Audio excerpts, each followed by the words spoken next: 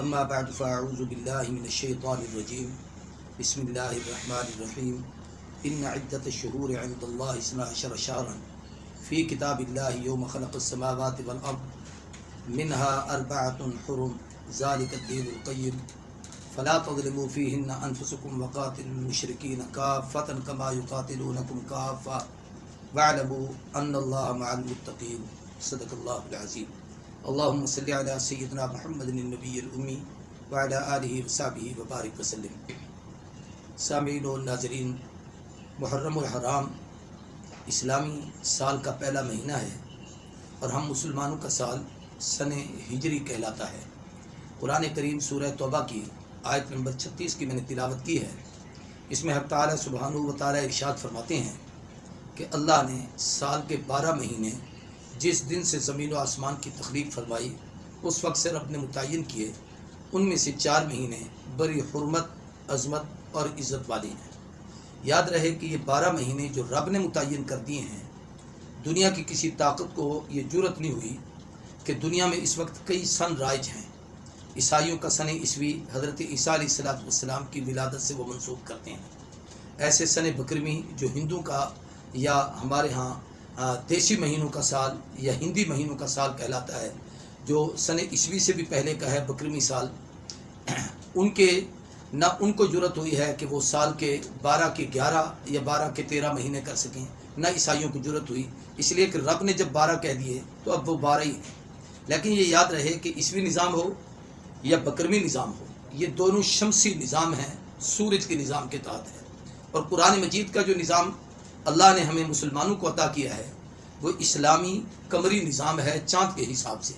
اس لیے قرآن پاک کے دوسرے پارے میں ایک سوال ہے، یسألونک عن الاہلہ، محبوب آپ سے سوال کیا جاتا ہے چاندوں کے متعلق کہ چاند کیا ہے، کہ ہر مہینے یہ ابتدا ہوتی ہے، پھر بڑھتا ہے، پھر مکمل ہو جاتا ہے، پھر آہستہ آہستہ کم ہوتا ہے۔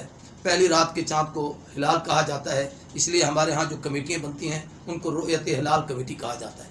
اس کے بعد پھر 13 تاریخ تک قمر کہلاتا ہے، پھر 13، 14، 15 کی راتوں میں اس کو بدر کہا جاتا ہے، اور اس کے بعد پھر وہ قمری نظام چلتا ہے اور آخر چاند غائب ہو جاتا ہے۔ اس کے دن یا 29 ہوتے ہیں یا 30 ہوتے ہیں، 29 سے کم نہیں، 30 سے زیادہ نہیں۔ لیکن بکرمی سال ہو یا عیسوی سال ہو، اس کے 28 دن بھی ہیں، 29 دن بھی ہیں، 30 دن بھی ہیں، اور بکرمی سال کے تو 32 دن بھی ہیں۔ تو وہ ان کے سورج کے نظام سے اپنی ایک ترتیب سے بنائے ہوئے ہیں۔ الدین یسر، دین اسلام بہت آسان ہے۔ چاند کے لحاظ سے نظام کو سمجھنا اتنا آسان ہے کہ بچہ بھی دیکھ کر چاند کو سمجھ جاتا ہے، بوڑھا بھی دیکھ کر کہ آج چاند کی 5 تاریخ ہے، آج 10ویں ہے، آج 12ویں ہے، آج 14ویں ہے، آج 28 ہے، اب چاند غائب ہو گیا ہے تو اب 2 دنوں کے بعد نیا چاند آنے والا ہے۔ لیکن سورج کے نظام کو اس طریقے سے سمجھنا ناممکن ہے۔ وہ روزانہ ایک ہی طرف سے طلوع ہوتا ہے، ایک ہی طرف غروب ہوتا ہے، اور جب طلوع ہوتا ہے تو اسی اپنی تابانی اور جولانی سے، اور جب غروب ہوتا ہے تو اسی اپنی روزانہ کی کیفیت سے، اس کو دیکھ کر سمجھنا بڑا مشکل ہے۔ اس لیے عیسوی یا جو بکرمی سال ہے، ان مہینوں کے نام اور ان کے اوقات اور ان کی ترتیب ہم اپنے کیلنڈر بناتے ہیں، ان کو دیکھ کر سمجھ سکتے ہیں۔ چاند یا سورج کو دیکھ کر اس مہینے کو نہیں سمجھا جا سکتا۔ اس لیے اسلام کا جتنا نظام ہمیں احکامات کا دیا گیا ہے وہ چاند کے نظام سے دیا گیا ہے۔ مثال کے طور پر رمضان المبارک کے مہینے کے روزے ہیں تو وہ چاند کے حساب سے ہے۔ یہی وجہ ہے کبھی سردی میں آتے ہیں، کبھی گرمی میں آتے ہیں، کبھی خزاں میں آتے ہیں، کبھی بہار میں آتے ہیں۔ ہمیں حج کے احکامات دیے گئے ہیں تو وہ بھی چاند کے حساب سے دیے گئے ہیں کہ حج کا مہینہ ذوالحج وہ چاند کے لحاظ سے ہے، کبھی سردی میں، کبھی گرمی میں، کبھی خزاں میں، کبھی بہار میں۔ ہمیں زکوٰۃ کے احکامات دیے گئے ہیں تو وہ بھی چاند کے لحاظ سے کہ زکوٰۃ ہمیں چاند کے مہینوں کے حساب سے دینی ہے، انگریزی مہینوں کے حساب سے نہیں۔ اگر انگریزی مہینوں کے حساب سے ہم چاند کا اپنی زکوٰۃ کا نصاب ترتیب دیں گے تو ہر سال 10 دنوں کا فرق پڑے گا۔ 3 مہینے میں، 3 سالوں میں 1 مہینے کا فرق پڑے گا، اور 36 سالوں میں 1 سال کا فرق پڑ جائے گا۔ اس لیے ہمیں چاند کے نظام کو ہی اپنانا ہے، اور وہ ہماری شریعت کا ایک نظام ہے جو اللہ نے ہمیں دیا ہے۔ اس کو قمری نظام کہا جاتا ہے۔ یہ قمری نظام یہ اہل عرب میں ہمیشہ سے چلا آ رہا تھا، لیکن جب ان کے ہاں کو خطوط آتے جاتے تھے تو ان کے پاس بعض دفعہ تاریخ چاند کی تو لکھی ہوئی ہوتی تھی لیکن کچھ سن کی ترتیب نہیں تھی۔ عرب کے اندر بلکہ پوری دنیا میں سن سال کو کہا جاتا ہے۔ سنوں کا تعلق اور اس کی تعیین خاص واقعات سے ہوتی ہے۔ مثلا آدم علیہ السلام زمین پر اترے تو سن شروع ہو گیا کہ آدم کے اترنے سے، حبوط آدم سے سن کو گنا کیا۔ نوح علیہ السلام طوفان نوح آیا تو طوفان نوح سے لوگوں نے سن گننا شروع کر دیا۔ اسی طریقے سے ابراہیم علیہ السلام کو آگ کے چیخے میں ڈالا گیا تو وہاں سے سن گننا شروع کیا گیا۔ حضرت اسماعیل کی قربانی ہوئی تو وہاں سے سن کو گننا شروع کیا گیا۔ اسی طریقے سے موسیٰ علیہ السلام دریا پار ہوئے، وہاں سے سن کو گننا شروع کیا گیا۔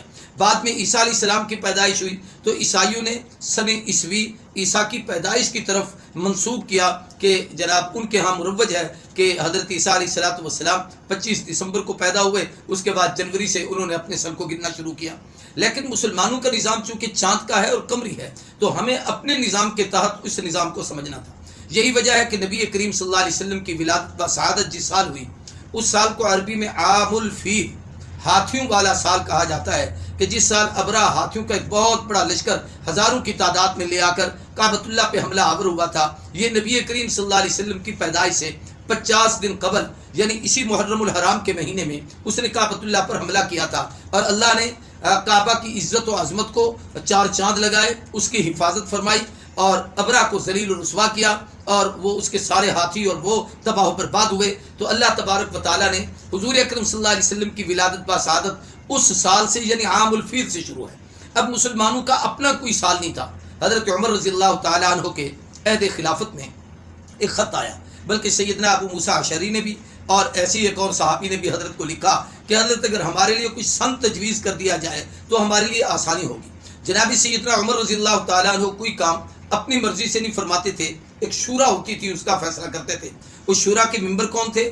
ان میں 10 مبشرہ میں سے سیدنا حضرت عثمان بن عفان رضی اللہ تعالیٰ عنہ، سیدنا علی بن ابی طالب رضی اللہ تعالیٰ عنہ کرم اللہ وجہہ، اسی طریقے سے حضرت سیدنا عبد الرحمن بن عوف، حضرت طلحہ، حضرت زبیر، یہ بڑے بڑے اجلہ صحابہ اس شورا کے ممبر ہوتے تھے، یہ لوگ بیٹھتے تھے۔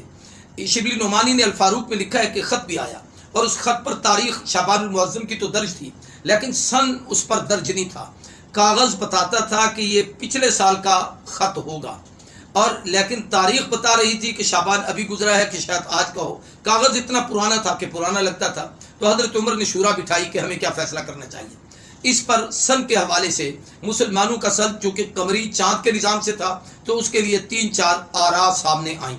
ایک رائے یہ تھی کہ نبی کریم صلی اللہ علیہ وسلم کی ولادت سے مسلمانوں کا سن شروع کیا جائے، تو اس پر بھی اتفاق نہ ہوا کہ بعد نے کہا کہ عیسائی اپنا سن عیسوی شمار کرتے ہیں، عیسوی میلادی، عیسائیوں کا سن بھی میلاد کے حوالے سے عیسیٰ کی پیدائش سے شروع ہو، اور مسلمانوں کا سن بھی حضور کی ولادت سے گنا جائے، تو یہ کہیں عیسائیوں کی تقلید نہ ہو جائے یا ان کی اتباع نہ ہو جائے، اور یہود و نصارہ کی مخالفت کا ہمیں حکم ہے۔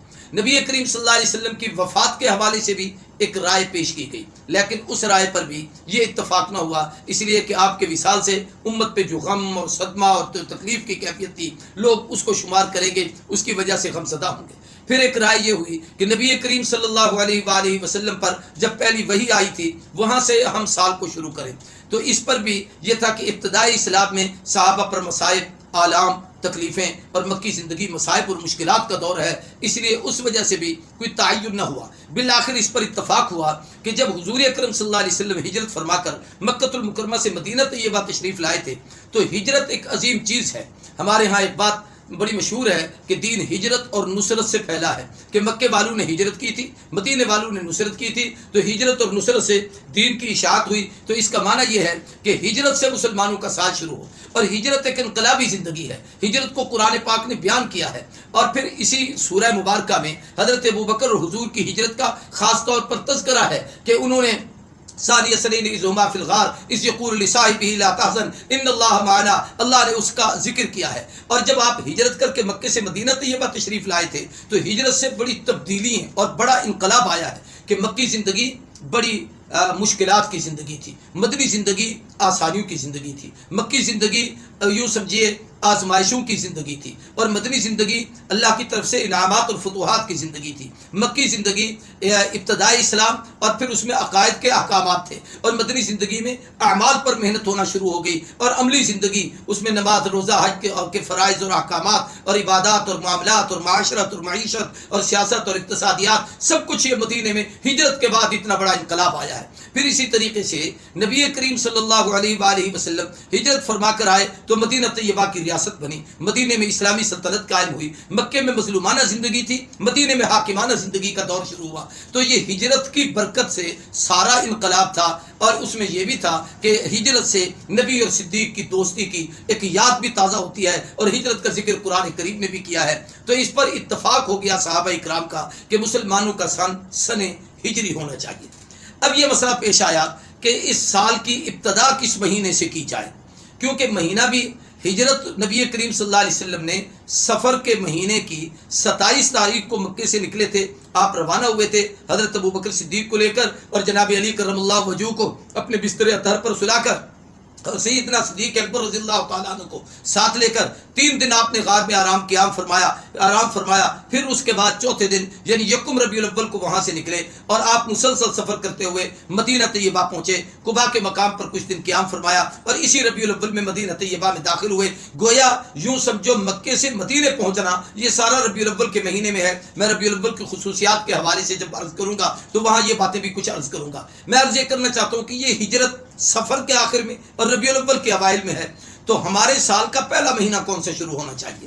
اس کے لیے بھی صحابہ اکرام رضوان اللہ تعالی علیہم اجمعین کی مختلف آراء تھی.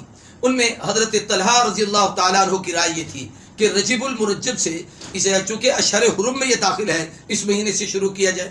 عبد الرحمن ابن عوف کی رائے یہ تھی کہ رمضان المبارک سے ہمارا سن شروع ہونا چاہیے. بعض صحابہ کی رائے یہ تھی کہ ربیع الاول سے مسلمانوں کے سال کی ابتدا ہونی چاہیے.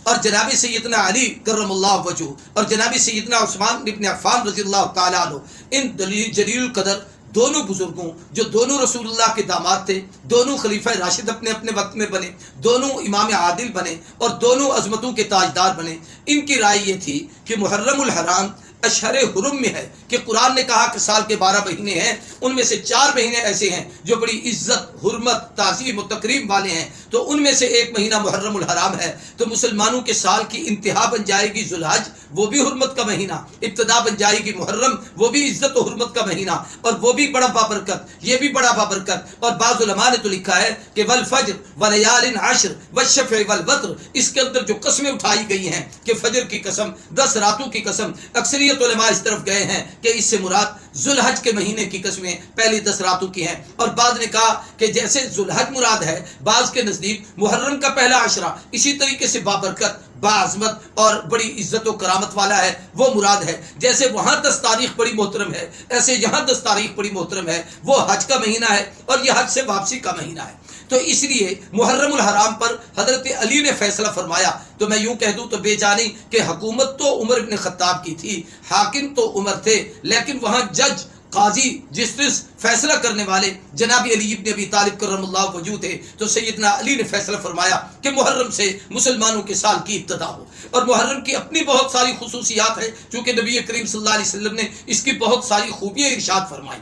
اسی طریقے سے محرم الحرام کے روزوں کو رمضان المبارک کے بعد سب سے افضل روزے قرار دیے گئے. ایسے ہی محرم الحرام کو احترام اور عظمت کا مہینہ قرار دیا گیا. اسی طریقے سے حضور اکرم صلی اللہ علیہ وسلم کو جو دعوت دی گئی تھی مدینہ طیبہ میں سفر ہجرت کی، وہ ذوالحج کے مہینے میں مدینے کے کچھ قافلے کے کچھ لوگ یہاں مکۃ المکرمہ میں آئے تھے. حضور سے ملاقات ہوئی، آپ نے حج کے موقع پر ان کو دین کی دعوت دی، انہوں نے حضور صلی اللہ علیہ وسلم کو مدینہ میں آنے کی دعوت دی. تو آپ نے محرم میں مسلمانوں کو مدینے کی ہجرت کی اجازت دی اور خود بھی اس کی تیاری فرمائی، اور اس کی تکمیل جا کر سفر میں ہوئی. تو یہ سیدنا علی کرم اللہ وجہہ کے فیصلے کے مطابق اسلامی سن ہجری، گویا مسلمانوں کا سال وہ ہجرت سے شروع ہوتا ہے، اور وہ حضرت علی کے فیصلے سے شروع ہوتا ہے، اور اس کا پہلا مہینہ محرم الحرام ہے. اب ایک مسئلے کی بات ہے جو علماء نے کتابوں میں لکھا ہے، وہ یہ ہے کہ امت مسلمہ کو دینی اور شرعی مسائل کو یاد کرنا ہر مسلمان کی ذمہ داری ہے.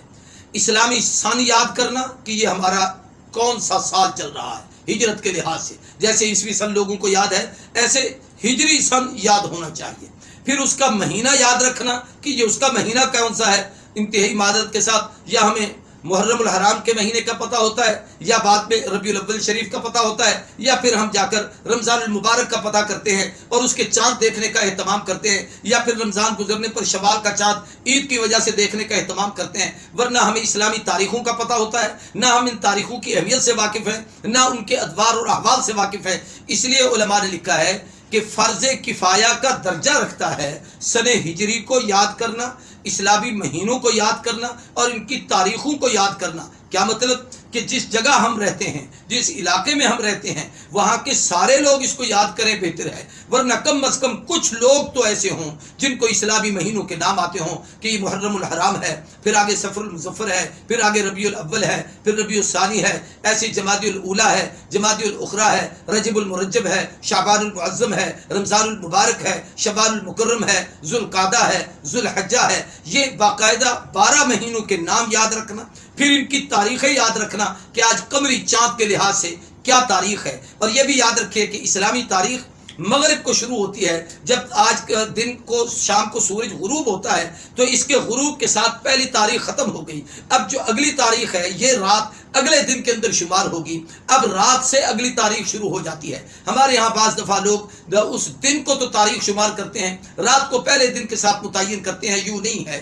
عیسائیوں کے ہاں رات کو 12 بجے تاریخ بدلتی ہے، ایسے بکرمی سال والوں کے بھی۔ اور دیکھیں آپ اسلامی نظام کی عظمت کو دیکھیں کہ جب مسلمانوں کی یہ تاریخ بدل رہی ہے تو پہلے دن سورج باہر تھا، اب سورج غروب ہو گیا ہے، اس وقت عصر تھی، اب مغرب ہو گئی ہے، اس وقت 4 رکعتیں پڑھی تھیں، اب 3 پڑھیں گے۔ اس میں نماز کے اندر جہر صوت آواز اونچی نہیں تھی، مغرب کی نماز اونچی آواز سے پڑھ رہے ہیں، اس وقت اور دن تھا، اب اور دن ہو گیا ہے۔ تو جب تبدیلی ہوتی ہے تو ہر ایک کو پتہ چلتا ہے کہ دن گیا، رات آئی، روشنی گئی، اندھیرا آیا، تاریخ بدلی، آج نئی تاریخ شروع ہو گئی۔ اور رات کو 12 بجے جب انگریزوں کی تاریخ بدلتی ہے تو دنیا میں کسی آدمی کو کوئی پتہ نہیں چلتا، کسی کی گھڑی 12 کب بجاتی ہے۔ ملکوں کے حساب سے ہر ملک کا اپنا ایک ٹائم ہوتا ہے اور وہاں کے نظام کے مطابق اس ٹائم کے مطابق ان کی گھڑی چل رہی ہوتی ہے۔ اور بعض دفعہ ہماری اپنی گھڑیاں 5-10 منٹ کسی کے پاس آگے کسی کے پاس پیچھے، تو وہ ہر آدمی کہتے ہیں نہیں جی تاریخ بدلنے میں 5 منٹ رہتے ہیں۔ اور جب بدل جاتی ہے تو پہلے بھی رات تھی، پھر بھی رات، پہلے بھی اندھیرا، پھر بھی اندھیرا، 5 منٹ پہلے بھی وہی حالت تھی، 5 منٹ بعد تاریخ بدل گئی تو پھر بھی وہی کیفیت، اس کا ہمیں کوئی پتہ نہیں چلتا۔ تو اسلام نے جو ہمیں نظام دیا ہے وہ بڑا آسان نظام دیا ہے۔ تو ہمارا اسلامی نظام میں سال کا پہلا مہینہ محرم الحرام ہے، یہ بڑی عظمت کا، احترام کا، تقدس کا، فضیلتوں کا مہینہ ہے۔ ماہ محرم کی اہمیت پر میں اس کی مستقل گفتگو کروں گا اور اس پر میں یہ عرض کروں گا کہ محرم میں کیا کیا اسلامی تاریخ میں واقعات ہوئے، اور پھر اس میں بالخصوص شہداء اسلام اور شہداء کربلا اور ان کی عظمتوں کو خراج عقیدت اس حوالے سے بھی گفتگو ہوگی۔ تو یہ مسلمانوں کے سال کا پہلا مہینہ ہے اور ذوالحج مسلمانوں کے سال کا آخری مہینہ ہے۔ اور اگر آپ ان میں تطبیق بھی کرنا چاہیں تو بڑی خوبصورت ہے کہ اس کے پہلے دن بھی بڑے اہم ہیں، اس کے پہلے 10 دن بھی بڑے اہم ہیں، اس کی 10 تاریخ بھی بڑی اہم ہے، اس کی 10 تاریخ بھی بڑی اہم ہے۔ اس کی 10 تاریخ کو بھی اللہ کے ایک جلیل القدر نبی نے اپنے فرزند دلبند جناب سیدنا اسماعیل کی اللہ کے حضور قربانی دی، اور اس کی 10 تاریخ کو بھی امام الانبیاء والمرسلین، خاتم النبیین، شفیع المذنبین کے لاڈلے شہزادے، دوش نبوت کے سوار، اور یوں سمجھو سبط النبی، اور بلکہ جگر گوشہ رسول، اور حضرت سیدنا علی ابن ابی طالب کے فرزند ارجمند سیدہ بطول کے لخت جگر حضرت حسین ابن علی نے جام شہادت نوش کیا، اپنی قربانی پیش کی۔ تو یہ دونوں مہینے عظمتوں کے بھی ہیں، احترام کے بھی ہیں، عزتوں کے بھی ہیں، قربانیوں کے بھی ہیں۔ یہیں سے مسلمانوں کے سال کی ابتدا بھی اس عظمت والے مہینے سے، اختتام بھی اس عظمت والے مہینے پر۔ تو یہ میں نے آج مختصر سی گفتگو کی ہے سن ہجری اور ماہ محرم، مسلمانوں کے سال کا پہلا مہینہ اور اس مہینے کی عظمت کو یاد کرنا، یہ چند چیزیں آپ کے